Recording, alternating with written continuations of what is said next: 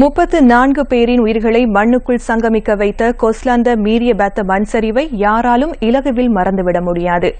மண்சரிவு ஏற்பட்டு 2 ஆண்டுகள் அண்மித்துள்ள நிலையில் இன்றும் பாதிக்கப்பட்ட மக்களுக்கான நிரந்தர வீடுகள் எட்டா கனியாகவே காணப்படுகின்றது. 29ஆம் தேதி அக்டோபர் மாதம் 2014ஆம் ஆண்டு அதிகாலை கொஸ்லந்த எனும் பகுதி மண்ணுக்குள் புதையுறும் என்பதை அறியாமலேயே மக்கள் தமது விடியலை எதிர்நோக்கினர். எனினும் கண்ணிமைக்கும் நேரத்தில் பல உயிர்களுடன் மீரியபெத்த மண்ணிற்குள் சங்கமமாகியது. அன்று முதல் முகாம்களிலும் உறவினர் வீடுகளிலும் தங்கியுள்ள மக்களுக்கு வீட்டு திட்டங்களை வழங்குகின்றோம் என்ற அறைகூவல்கள் பல தரப்பினரிடமிருந்து விடுக்கப்பட்ட போதிலும் மக்கள் இன்று வரை முகாம்களில் தஞ்சமடைந்தே வாழ்கின்றனர்.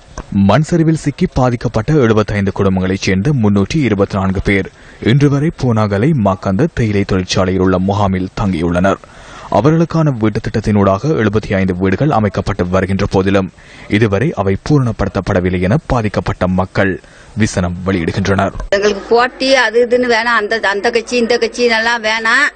எங்களுக்கு மக்கள் தின முடக்கில் ஒரு 15-16 தேதிக்கு உட்பட எங்களை கொண்டு அமைதியாக விடுறதுக்கு நாங்கள் எதிர்பார்த்துக்கிட்டு இருக்கோம்.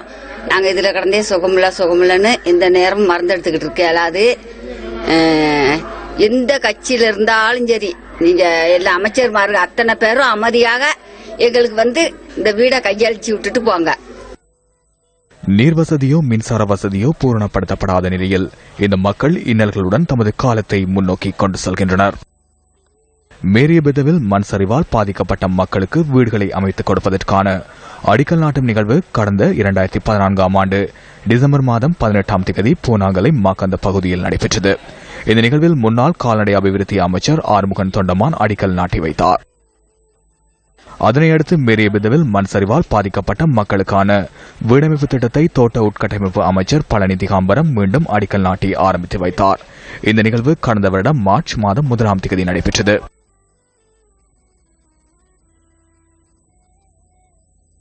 இதேவேளை சுமார் 2 வருடங்களுக்கு முன்னர் மீரியபெத்த பகுதியில் ஏற்பட்ட பாரிய மண் சரிவினால் பாதிக்கப்பட்டு இடம்பெயர்ந்த மக்களுக்கு MTV MBC ஊடக வலையமைப்பு நேசக்கரம் நீட்டியது. இது மக்களுக்காக பொதுமக்களிடமிருந்து திரட்டிய நிவாரணப் பொருட்களுடன் நேரடியாக மண் சரிவு ஏற்பட்ட பகுதிக்கு சென்ற எமது நிவாரண யாத்திரை வாகன தொடரணி பாதிக்கப்பட்ட மக்களுக்கு நிவாரணப் பொருட்களையும் அத்தியாவசிய பொருட்களையும் வழங்கி வைத்தது. இழப்புகளால் ஏற்பட்ட அதிர்ச்சியிலிருந்து 2 வருடங்கள் கடந்தும் மீள்வதற்கு போராடி வரும் இந்த மக்களுக்காக நிர்மாணிக்கப்பட்டுள்ள வீடுகளை ஏனும் இதுவரை கையளிக்காமல் உள்ளமை கவலைக்குரிய விடயமாகும். இந்த விடயத்தில் சம்பந்தப்பட்டவர்கள் பாராமுகமாக இருந்து வருவது ஏன்?